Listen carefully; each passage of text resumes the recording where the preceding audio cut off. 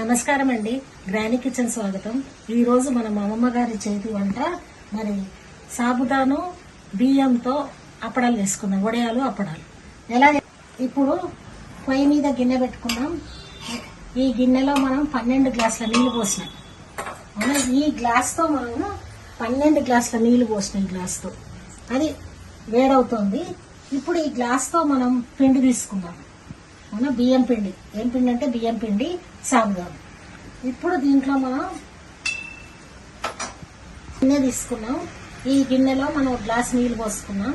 ఇప్పుడు దీంట్లో మళ్ళీ ఇంకొక గ్లాస్ నీళ్లు పోసినాం. 2 గ్లాసుల నీళ్లు. దీంట్లో మనం 1 గ్లాస్ బియ్యం పిండి తీసుకున్నాం. అది మనం ఇలా కలుపుకుంటూ దీంట్లో వేసుకున్నాం. ఇలా ఉండలు లేకుండా కలపాలి. ఇలా మొత్తం ఉండలు లేకుండా పిండి మొత్తం కలుపుకోవాలి. కలుపుకున్న తర్వాత ఇక్కడ మనం వేడి నీళ్ళు పెట్టాం. అందులో 12 గ్లాసుల నీళ్లు పోసినాం. పోసిన తర్వాత ఇప్పుడు ఈ బియ్యం పిండిని మనం స్మూత్ చేసుకొని అందులో పోసుకొని గడ్డలు లేకుండా కలుపుకోవాలి. రాత్రి 1 గ్లాస్ సాబుదాన్ని నీళ్ళలో వేసి నానబెట్టినాం. ఇది పెద్ద సాబుదాను కాదు, ఇలా చిన్న చిన్న సాబుదాను. ఇప్పుడు దీన్ని ఏం చేద్దామంటే ఈ వేడి నీళ్ళలో వేద్దాం. ఈ వేడి నీళ్ళలో ఇలా వేసి కలుపుకోండి. ఇలా వేడి నీళ్ళలో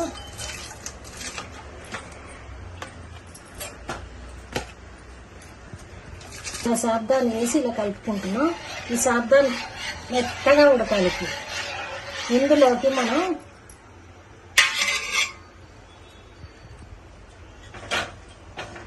ఈ బియ్యం పిండి కలుపుకున్నాం కదా, ఇది మెత్తగా కలుపుకున్న చల్ల నీళ్ళలో కలుపుకొని ఇలా వేసుకుంటున్నాం. ఇలా వేసుకొని ఇప్పుడు దీన్ని ఇలా కలుపుకున్నాం. ఇప్పుడు ఇదంతా మెత్తగా ఉడకాలి.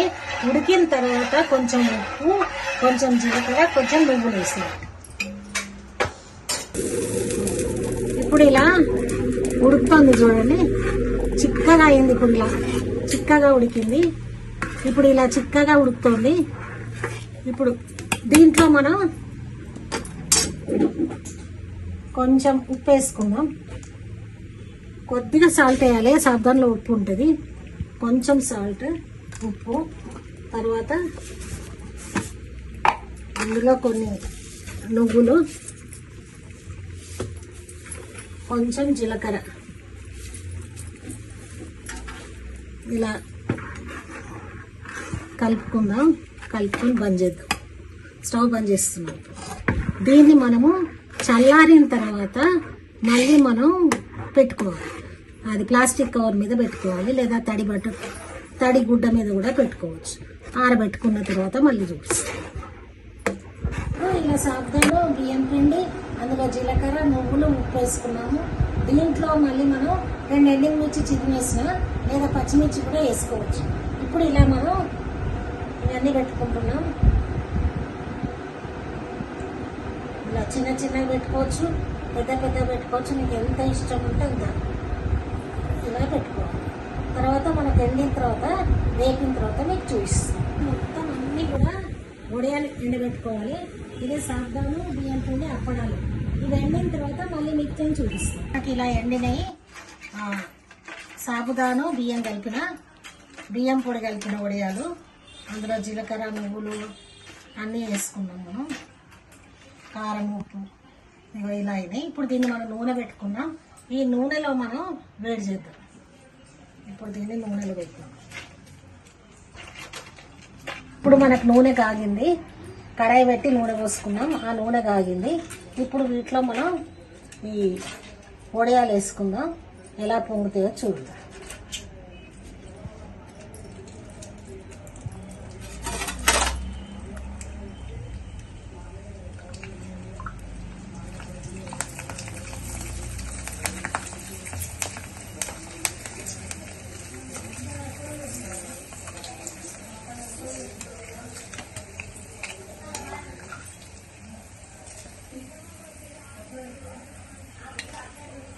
ఇలా మనం పేపర్ మీద, టిష్యూ పేపర్ మీద వేసుకోవచ్చు.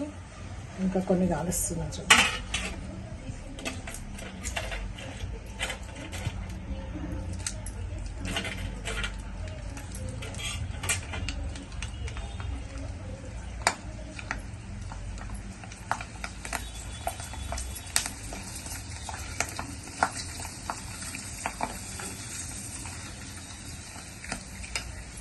తెల్లగా బాగా వచ్చింది చూడండి.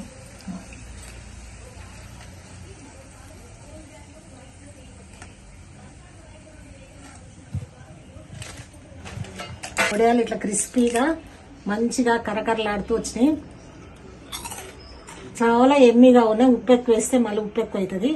నార్మల్ ఉప్పుతో చాలా బాగున్నాయి టేస్టీగా. మీరు కూడా చేసుకోండి, చేసి చూడండి. నచ్చితే లైక్ చేయండి, సబ్స్క్రైబ్ చేయండి, షేర్ చేయండి. ఇలా తిని చూడండి. Thank you.